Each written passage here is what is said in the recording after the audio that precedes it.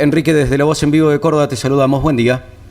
Hola, buen día. Saludo a todos y por supuesto a toda la gente de Córdoba. Bueno, muchas gracias. Bueno, a ver, contanos, explícanos, ¿por qué el dólar cae pese a que el gobierno está comprando para alimentar las reservas? Y bueno, da la impresión de que si no existiese una operación de este tipo, hoy nos encontraríamos quizás con un tipo de cambio oficial más cerca de los 1.300 que de los 1.450 aproximadamente que está en el minorista. Bueno, a ver, el Banco Central no brinda información abierta de cómo está de dónde compra en el mercado, pero uno puede inferir que una buena parte de esas compras viene de empresas y provincias, ¿no es cierto?, que han colocado deuda en dólares, que han depositado esos dólares en el sistema financiero argentino y ahora, aprovechando que la tasa de interés está por encima de la tasa de devaluación que esperan, o de la tasa de depreciación que esperan, vende los dólares para ganarse la tasa en pesos y eventualmente después recomprarlos o gastar lo que tengan que hacer. O sea, si tenían previsto gastar esos dólares en pesos a lo largo de un periodo, probablemente lo estén adelantando para ganarse esa diferencia. Es una diferencia porque todavía no están los datos, pero es lo que se llama en la jerga carry trade, ¿no? Es decir, aquel que aprovecha en vez de que piensa, porque ahora estamos en un dólar flotante, no en un dólar fijo, piensa que el dólar se va a mantener quieto y entonces dice, bueno, si me están pagando 2% de tasa o 3 o lo que fuere, y el dólar está quieto, me gano 3% en dólares en un mes, y entonces vende esos dólares que necesitaba vender quizá más adelante y se gana la diferencia en tasa o en alguna operación con bonos o con lo que fuere. Esa es una de las explicaciones, no necesariamente es la explicación porque, te insisto, no están los datos abiertos, pero es lo que suena más razonable en un contexto en donde la gente se había sobredolarizado o había comprado muchos dólares durante el año pasado y que estos 2 meses, bueno, salvo aquellos que han comprado para turismo y que de hecho quizás lo compraron antes, o no tienen los fondos necesarios o también en la misma idea dice, bueno, no me voy a apurar a comprar, espero, entonces tenés menos demanda de la gente, más oferta de los de aquellos que se habían que tenían dólares o de los exportadores, y eso te genera un espacio para que el Banco Central compre sin necesidad que eso afecte el precio. Enrique, ¿y vos imaginás que esta situación, este status quo que ahora se ha formado en el mercado, se va a mantener hasta que ingrese la cosecha gruesa, que es el otro puente importante, digamos, de ingreso de divisas para el país? ¿Sabes lo que pasa? Que el problema no es el ingreso, el problema es la demanda. O sea, vos fíjate, el año pasado, en julio y en septiembre, por esta idea de llevar a cero las retenciones transitoriamente, hubo récord de ingreso de dólares de exportación. De hecho, hubo más ingreso de exportación que lo declarado, o sea, un ingreso todavía adicional. Pero todo ese ingreso se transformó en demanda de dólares de la gente, porque por distintas razones. O sea que si vos aumentás la oferta, pero hay mucho más, se mantiene la demanda, no te cambia la historia. Está claro que cuando entre la cosecha gruesa va a haber obviamente más oferta, y va a depender mucho de cómo evolucione la demanda y la expectativa para que esa mayor oferta se transforme en más compras de dólares del Banco Central o más tranquilidad en el tipo de cambio. Acordate que hay una especie de paradoja acá, no sé si paradoja, una especie de, bueno, déjame usar esa palabra. Cuanto más barato está el dólar, más expectativa hay de que suba. Entonces, en ese contexto puede ser que si sigue este escenario de un dólar quieto o bajando, en algún momento, como la inflación está por arriba, o sea, la inflación de este mes, invento, porque hoy va a salir, pero digamos, supongamos que es 2,5%, con un dólar que bajó 2%, el tipo de cambio empeoró en términos reales 4 o 5%. Entonces, si vos todos los meses tenés la misma película, en algún momento vas a volver a la situación del año pasado, en donde el tipo de cambio era demasiado bajo. Pero bueno, todavía estamos haciendo futurología, es decir, vamos a ver cómo evoluciona todo el contexto, y además sumarle a eso el contexto internacional, en donde hay mucha volatilidad en los bonos, en el dólar, en el oro, en las criptomonedas, en todos los activos que quieras, y eso le agrega un ruido adicional, ¿no? Enrique, ya que mencionaste el tema del índice de inflación, tu mirada sobre los movimientos del gobierno, el cambio en el INDEC, el cambio en el índice, ¿qué pasó y qué consecuencias puede tener? No, mira, el problema está claro. Argentina tenía que modernizar su índice de precios en términos de la canasta de consumo, porque es una canasta relativamente vieja respecto de los consumos nuevos, digamos, ¿no? Eso pasa en todos los países, cada tanto vas actualizando la canasta de consumo porque cambia la tecnología, cambian los gustos, etcétera. Entonces cada tanto, cada 10 años, cada periodo, se va cambiando la canasta porque el índice de precios, ¿cómo se calcula? Se toma una canasta fija y todos los meses se le calculan los precios de esa canasta y de ahí sacas el índice. Entonces no es una canasta móvil, o sea, es una canasta que queda fija. Entonces el INDEC había preparado ya un cambio en esa canasta que ya lo había anunciado, ya lo tenía listo a mediados del 24, fue postergando el momento de su instrumentación y en septiembre anunció que se iba a empezar a hacer en enero de este año. Es lógico tomar un año calendario por razones estadísticas. Ahora, eso se sabía en julio del 24, se sabía en septiembre del 25, y como si el gobierno pretendía, y no me parece mal decir, no, miren, como todavía estamos haciendo cambios de precios y tarifas, y el año pasado el gobierno demoró aumentos tarifarios por razones electorales y ahora lo va a aplicar este año, no parece prudente hacer el cambio de índice ahora.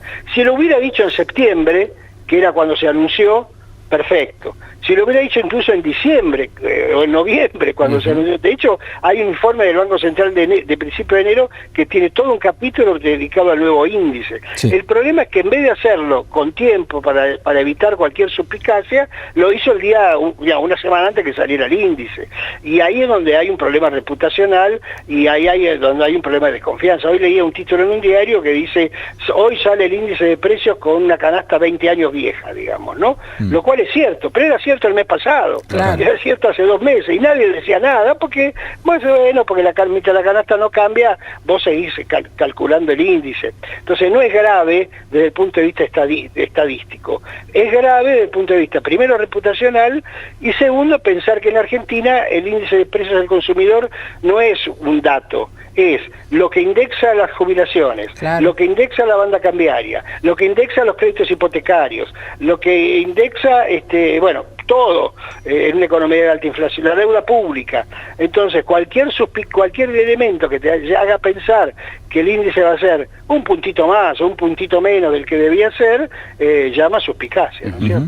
Volviendo, Enrique, al tema de la baja del dólar y esta ancla que hay, obviamente para contener los precios, que es el argumento político, por ahí económico más importante que tiene el gobierno. ¿Cómo impacta esto en los sectores exportadores que obviamente no ven un dólar competitivo a este nivel? Bueno, sí, a ver, el dólar de este nivel no está dramáticamente atrasado desde el punto de vista competitivo, pero está ahí, está un poquito, ya empieza a tener otra vez un poquito de problemas. Te favorece hoy que las monedas regionales se fueron revaluando frente al dólar, o sea, el real de Brasil subió, obviamente el peso chileno también, el peso uruguayo, el dólar se debilitó en el mundo, con lo cual subió el euro, etcétera, y eso te permite tener un poquito más de competitividad por la depreciación del dólar, no por la apreciación del peso argentino. Ahora, por supuesto, esto es un problema, hoy no es un problemón, pero en la medida que esto persista, sí, claramente se convierte en un problema. Enrique, el gobierno ayer reglamentó la ley de inocencia fiscal, el ministro de Economía tuiteó, dice, ahora sí, todos a sus bancos a llevar los ahorros. ¿Cómo crees que va a funcionar dentro de nuestra cultura dolarizadora por un lado? Y en los papeles, los bancos, ¿cómo crees que van a actuar? Si van a seguir siendo cautos o no, cada vez que vaya uno a una ventanilla a llevar dólares, que el banco no le va a poder preguntar demasiado de dónde lo sacó. Bueno, a ver, el año 2024 hubo un blanqueo en la Argentina. O sea que ya hubo un blanqueo, o sea, si vos un año después anunciás un nuevo blanqueo, no sé si va a tener el mismo efecto, porque ya hubo un blanqueo. Segundo, el blanqueo, oficialmente el blanqueo, te da una serie de garantías legales que no te lo da este sistema. ¿Sí? Porque el blanqueo original, vos decís, vos presentaste, dijiste, pagaste y tenés y nadie te pregunta más sobre ese periodo. En este caso es distinto, porque primero tenés que adherirte al régimen de simplificación de ganancias, de la liquidación del impuesto a las ganancias. O sea, es para básicamente monotributistas o personas físicas. Bueno, ahora se llama personas humanas. Yo creí que siempre éramos humanos, pero no importa. A personas humanas que están por debajo de ciertos topes, que son topes muy generosos, así que no afecta, que lleven su dinero al banco, y entonces cuando llevan su dinero al banco, ahí, entre comillas, blanquean, pero no tiene la misma garantía de un blanqueo, porque primero, si vos llevas el dinero al banco, primero porque te tenés que adherir a ese régimen, segundo porque vos llevas el dinero al banco, pero algunas preguntas te van a hacer y todavía no está claro qué va a pedir la UIF, y por supuesto, si alguien va, que si yo voy hoy con $100 millones al banco, alguien me va a preguntar, yo le saqué la guita. Claro. Si voy con $10.000 va a ser distinto. Sí, claro. Entonces yo creo que, a ver, para algunos casos puntuales, para gente que tenía, como se dice, algunos dólares ahí en el colchón, señor que tenía, no sé, escuché antes cuando me 37.000 de comunicación, claro. $37.000 en su casa que podía tenerse en el banco, bueno, podría llevarlo va a llevarlo al banco, va a hacer alguna operación inmobiliaria o comprará un auto. Ahora, desde el punto de vista macro, a mí me parece, puedo estar por supuesto equivocado, que no va a tener demasiada repercusión. Bien. Porque otra vez es para gente que va a tener que abandonar en general el monotributo, entrar al impuesto a las ganancias, eso implica pagar más impuestos, no tenés asegurado que la FIP no te asegura que no va a revisar, sino que mira dependiendo de lo que venga. En fin, me parece otra vez, para gente que tiene algún puchito de dólares en su casa y que va a estar más tranquila si está en el banco y además quiere hacer alguna operación, va a servir. Para el resto me parece que, como ya hubo un blanqueo antes, no va a ser demasiado importante. Enrique, ¿ves algún atisbo de recuperación de la actividad? Bueno, la actividad está... El problema que tenés con la actividad, mira, el problema que tenemos los economistas es que los economistas hablamos en promedio. Claro. Y cuando el promedio es representativo, fenómeno.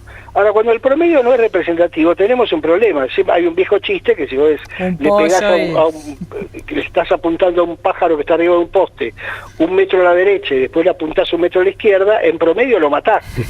pero el pájaro sigue vivo arriba del poste.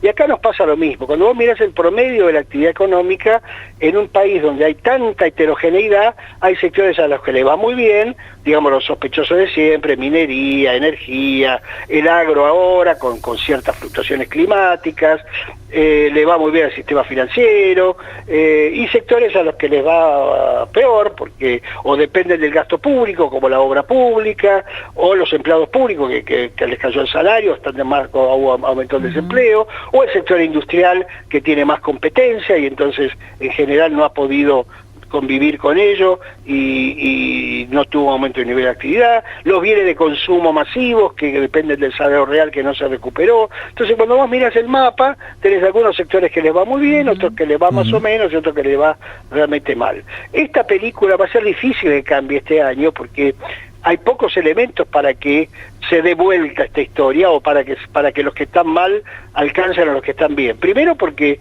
el sector público sigue, no tiene la misma magnitud de ajuste que antes, pero sigue retaseando obra pública y empleo y salario.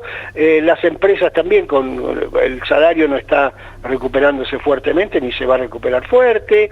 Tenés la competencia importada, que no estoy diciendo que sea buena ni mala, pero tenés esa competencia y eso te pega sobre la rentabilidad y sobre los precios, o sea que es difícil que el mapa de este año sea muy distinto al mapa del año pasado. Ahora puede estar un poquito mejor, por supuesto, pero otra vez, esta heterogeneidad que estamos viendo me parece que se va a mantener. Queda claro. Bien, gracias por el aporte, Enrique, ha sido muy amable con nosotros. Gracias a ustedes, saludos a todo Córdoba y abrazo, chao. Serán dados.